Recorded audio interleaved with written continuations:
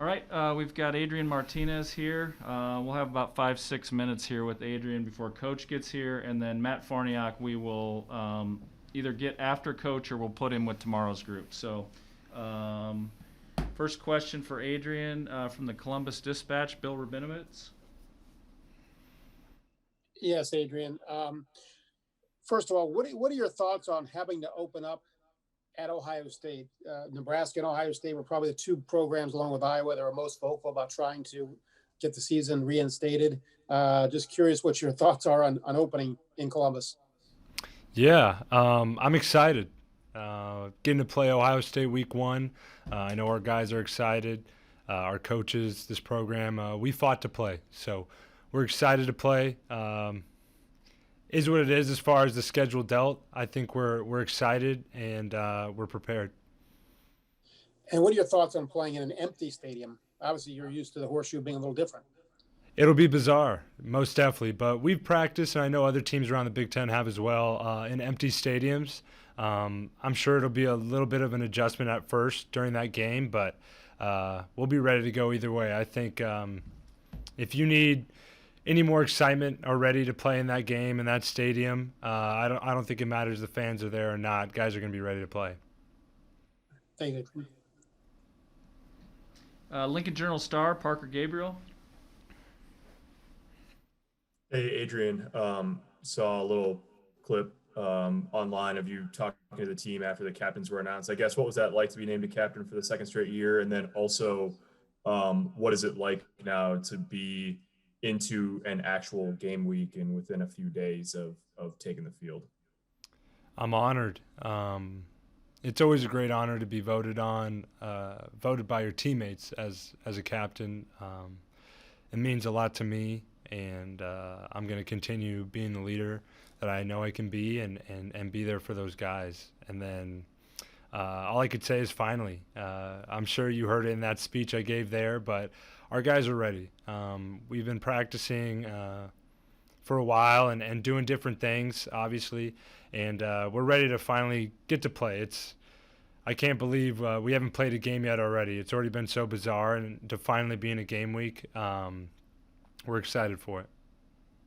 Just a quick follow-up. When you go on the road, obviously, it'll be sort of another first in terms of taking your whole operation, somewhere else in terms of dealing with, trying to stay healthy and the COVID protocols and all that. What do you tell the guys, given that nobody's been through it, about just sort of how to handle that? Because that'll be a fully new element, obviously, for you guys too.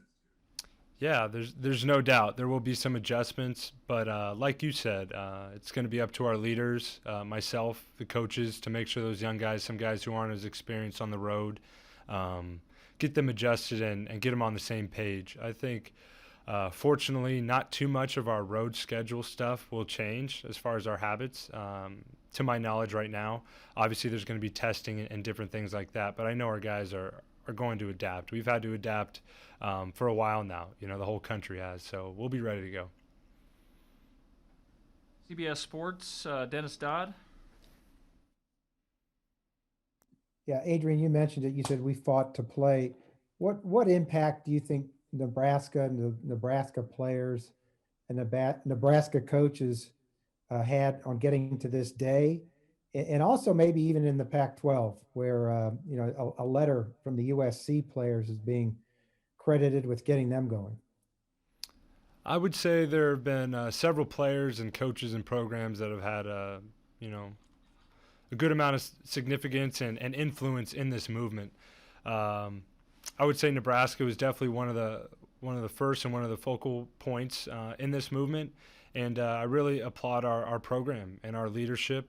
That includes Coach Frost, our AD, and our president for all, speaking up for what they believe in and fighting for us players who wanted to play.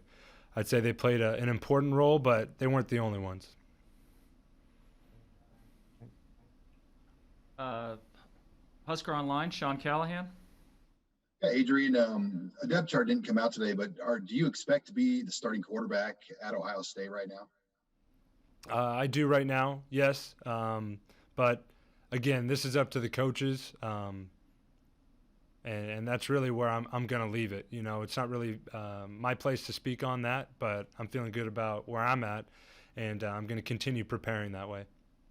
How different was it though this preseason to have kind of more what felt like a true competition that maybe resembled your freshman year when you battled that out with Tristan Gebbia? Yeah, it was more similar to that first year than it was last year, and I think it brought the most out of myself and Luke, and as well as the team surrounding us. It really got us going, and I think it was only a positive change.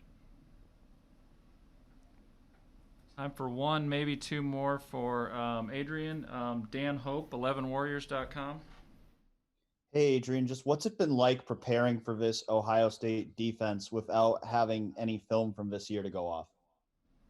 Yeah, it's definitely different. I haven't been here where we've opened with a Big Ten opponent, but obviously I know there's some new pieces in there, new players, new coaches, and obviously we have to go off of some of last year's stuff and other things, but I feel like this coaching staff has done a great job of preparing us to this point. And we're going to continue to prepare this week, and I know we'll feel confident going into Saturday. Thanks, Adrian. Mm-hmm. All right. Thank you, Adrian. Coach Frost is here and ready to go, so we'll finish up Adrian and move on to Coach.